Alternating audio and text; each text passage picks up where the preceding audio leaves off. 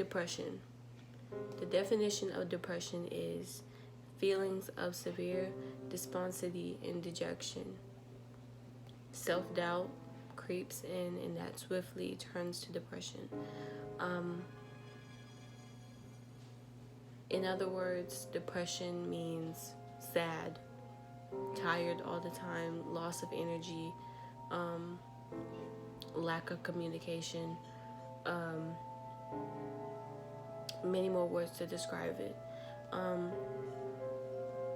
So this is the series of a suicide story called The Day After by me. From March 18th to March 21st was the three longest times of the three longest eye-opening, sad, depressing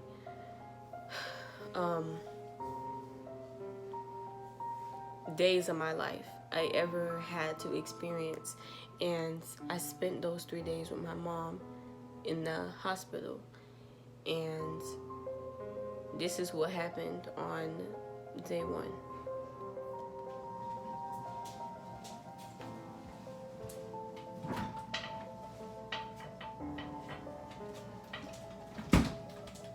So you just gonna keep walking by me and not speaking? I don't know what there's to say. So it's been 2 days. So you just not gonna speak today either? What do you want me to say, Mom? I'm just saying, I done gave you time to cool off. Now you done had enough time to cool off. You ought to be able to start talking now. What's the problem? I don't know, Mom. You always got to cry about something. Look, I don't know. Well, I'm trying to talk to you now. What else you want to talk about? I just don't want to be here. What you mean you don't want to be here? You don't want to be here? I don't want to be here, Mom. What do you mean? I don't want to be here. Well, what you want me to do about it? I don't know. I'm trying to help you. I don't know what else to do. I'm trying to help you. I'm asking you questions, and you still ain't saying nothing. So what else you want me to do? I don't know. This has been going on for so long. Well, you want me to call somebody? No. You don't want me to call somebody and see what we can do? No. Well, what else can I do? I don't know. Okay. What are you doing? Don't worry about it. Mama. Excuse me. Skylar, go put your shoes on. Imagine being taken to a room with nothing inside but a bed that's essentially a stretcher with nothing on it. They've taken your earrings and all of your jewelry. They've taken your bra and your panties, in exchange giving you oversized clothes to put on. There's nothing in this room except a window near the ceiling and a large viewing window in front of you so that they can watch you. There's nothing in this room. It's cold in this room. I wonder when my mom is coming in the room. I'm scared.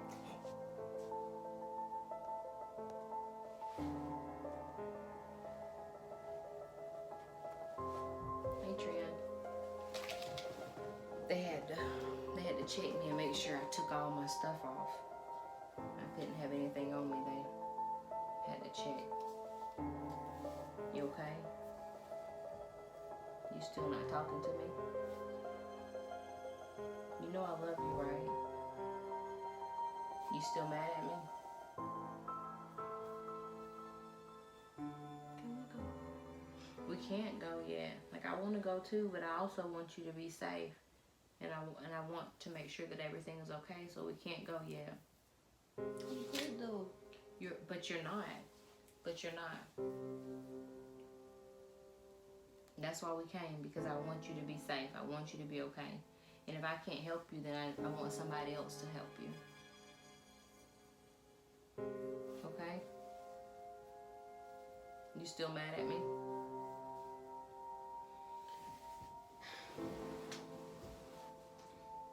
I don't want you to still be mad at me, but I'm going to stay here with you, okay?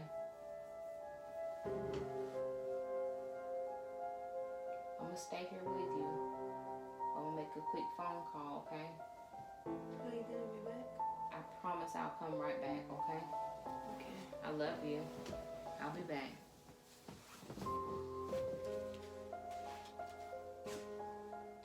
This was a representation of basically the run through of what everything was happening in that one night, that one day, all that happened. And I have no idea what was I had no idea what was going to happen to me at that point, because like you saw, they made me take off my earrings, they made me take off any jewelry, they made me take off my bra and my panties, they made me take off everything. I was completely naked, because anything that was like I had faux locks, and so if that wasn't already, I don't even know, like, in the first place, if they was really concerned about me, like to the point where they was like, no, she's dangerous, I would have had to probably take that out of my hair or cut it lower so I wouldn't like choke myself. Also, the window was very high up. That was the only window to see to outside, like the only sunlight I would get.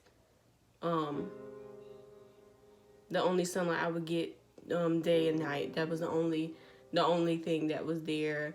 It was a big window, like my mom said, it was a big window that was facing me, and the receptionist that was watching me, and the doctors and people, the patients that would pass by, could be able to see me laying there unless we closed the blinds. Yeah, the door stayed locked. I think I remember the door stayed locked. There was no everything that I showed you guys, or I acted out. That's exactly what happened. Only thing that I didn't put in there was when the doctor came in there and was telling me that that I was going to have to stay, and that he needed me to stay a couple days, which when he said a couple days, I just knew it was going to be like maybe tomorrow, the next day, and I would leave, or like, I don't know. I thought it was going to be earlier, but to me, those 3 days, it might not sound like a long time, but for me, the days was like, I mean, the time was just like, okay, 1 o'clock. Hours later, now it's 2 o'clock. The timing was so slow for me that I was like, can it hurry up and I can get out of here, because the time is so slow. This is like, it's like I'm still here. So when I came back to school, it was like I was gone. Like I felt like I was gone for like a week, but I was really gone for 3 days. So when the doctor told me that I was gonna have to stay, that really put me into a space where I was like that was fighting words, because I was already ready to go. I did not want to be in this space. I didn't want to be around anybody. The room was horrible. I had nothing to do. My mom couldn't have anything.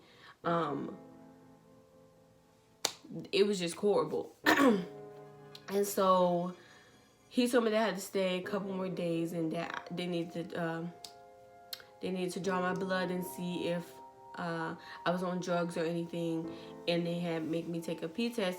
So I had to do all that. I hate needles. I hate needles. I hate needles. And so I was really freaking out then. Like, it's bad. It's bad. You can ask anybody. You can ask my mom, my stepdad, my grandma. You can ask any of them, and they will tell you that I'm extremely afraid of needles. Like, I hate them. So when they mentioned needles, it was like I went into I went into like attack mode, like I'm really finna slap everybody. And so my mom was like, go ahead and calm down. I was shaking, it was cold, it was just, everything was flowing, and I was just ready to just, this did not help me. The first day I was like, okay, now I'm really building up to like, really, like, I was thinking about escape plans, I was thinking about all that stuff. It was running through my head, and I didn't know what to do. I was ready to go. And so they came in, they drew my blood and everything. I cut up, but I did all right. I think I did all right, but my mom said I cut up. I was shaking and everything. And so after that, that's when my mom came, and she was like, they made me take off my stuff. Like her stuff, like her earrings and her necklace, and they kept her phone and stuff in there and all that, because some of this stuff can be hazardous to me at the time. So she had to do all that. She still kept her regular clothes on, but they had to take off, all the extra stuff. Also, the other thing I left out was that they only fed me once the whole time I was there, and I was there for 3 days. They only fed me once out of those 3 days. In a hospital, it should fall into routine that the doctor or the nurse or whoever comes in and okay, it's lunchtime, time to go feed room blah blah blah, time to go feed Miss Green, time to come over here, because I was not able to leave the room. And so they were supposed to bring me food, lunch, breakfast, dinner. It was supposed to go like that, and they never did. They fed me once, and that was the I think it was the second or the third day. The first, or I don't remember what day it was, but I got like a little dry sandwich with like some chips and stuff, and that was it. And then I had my mom she stepped out and called my grandma, and she brought us some Zaxby's, and that was the only time, like literally, like my grandma and everybody had to bring me food, because they only came one time out of the whole time I was there. So that's pretty much all that I left out. I am so, like, for this acting thing, it came out exactly as I wanted to.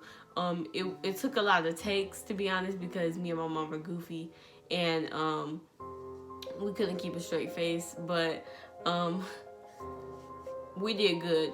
We didn't think too hard into it to portray it. So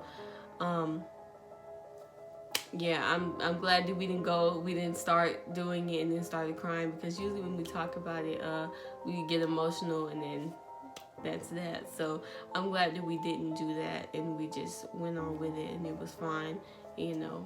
This is not only for me to kind of close my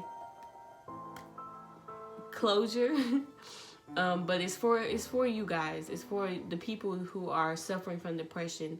It's for the people who are going through things and are thinking like giving up, and like, I'm just really gonna kill myself. Like, it's no joking matter about killing yourself, because once you do it, that's it. That's your breath. That's whatever. That's your blood. That's what's gonna happen, and that's in. You can't come back. So this was a big decision for me, and I had made my mind up. And what I'm trying to do is I'm trying to get my journey, my experience to you guys, so I can help you. And I have my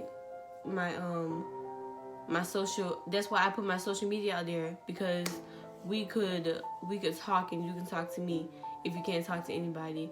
And so that's why I'm putting all this stuff out here. This was the whole reason why I made a YouTube channel, not to be like everybody else. I did this because I thought that I could help you guys, the people who are going through the exact same thing that I went through, to help you guys, So that's basically it. This is episode 1 of The Day After a Suicidal Story by me. So I hope you enjoyed it. Be looking out for for episode 2, and that's when the interviews and stuff are coming in.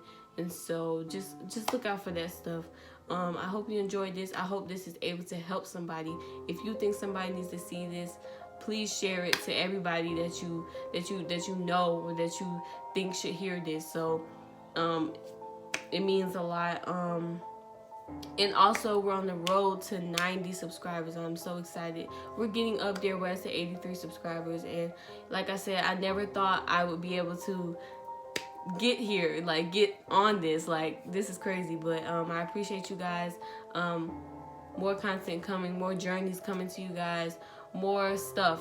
Like, just look out for that. It took me a long time to get this out here, but it's out here. And y'all, I'm just excited about it. And I'm glad that people are going to be out there that are like, hey, I went through this thing and she helped me get through this when nobody else was there. I want people to be able to say that, and so that's why I'm here.